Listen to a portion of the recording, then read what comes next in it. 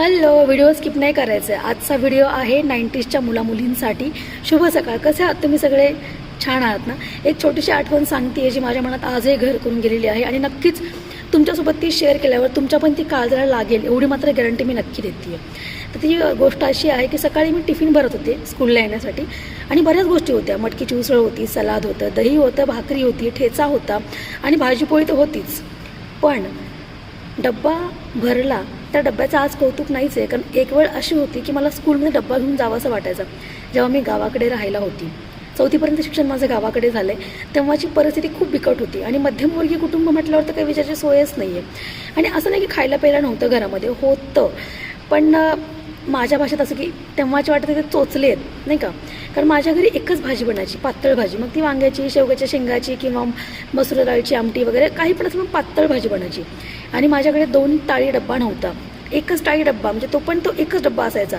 आता हे 2 टाळी डब्बा वगैरे फक्त मेसमध्ये बघायला मिळतो, बरोबर आहे. त्या डब्यात मी कसं ती भाजी, पातळ भाजी भाकरी कशी घेऊन जाणार मी, बरोबर आहे ना. आणि त्यात माझ्याकडे बॅग पण नव्हती, तेव्हा पिशवी असायची, पांढरी पिशवी भेटायची मला. त्या पिशवीमध्ये मी सगळं घेऊन जायची. आणि मग आई मला म्हटली, कशाला त्या डब्याचं कौतुक करते. पण मला दुसऱ्यांचं बघून असं ते वाटायचं की आपण पण डब्बा घेऊन जावा. कारण तेव्हा शाळेतलेले नियम असायचे. मधली किंवा 1 वाजता सुट्टी झाली की सगळे मुलांना अंगणात झाडाखाली असे लाईनमध्ये बसायचे जेवायला.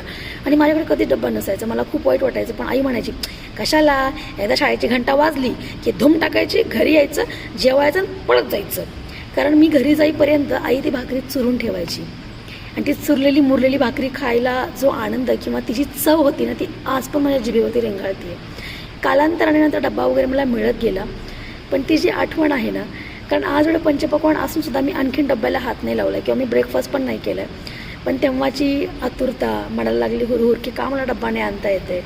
परिस्थितीनुसार आपण वागायला शिकलो, आपण घडलो, आपण त्या आयुष्यात जगलो, म्हणून आज आपण मस्त एन्जॉय करतो आहे. आणि आजचं जे सुख आहे ना, त्याचं जास्त काही वाटत नाही, कारण ती जी परिस्थिती होती ना, ती आपण जगली आहे. कधी जेवण मिळायचं, कधी नाही मिळायचं, किंवा कधी आवडीचा पदार्थ खूप कमी प्रमाणात मिळायचा. आणि आत्ता कसं आहे, आज मुलांच्या मनाप्रमाणे मेनू बनतो. त्यात पण त्यांना आवडला तर ठीक, नाही तर ते सरळ बोलतात मला नाही आवडलं. हे आपली ताकद होती का आपल्या आईंना काहीतरी म्हणायची.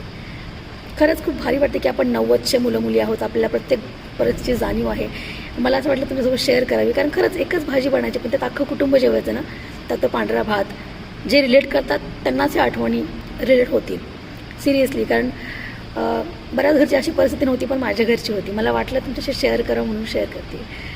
बाकी पुढे तुम्ही नक्की शेअर करा. थँक्यू.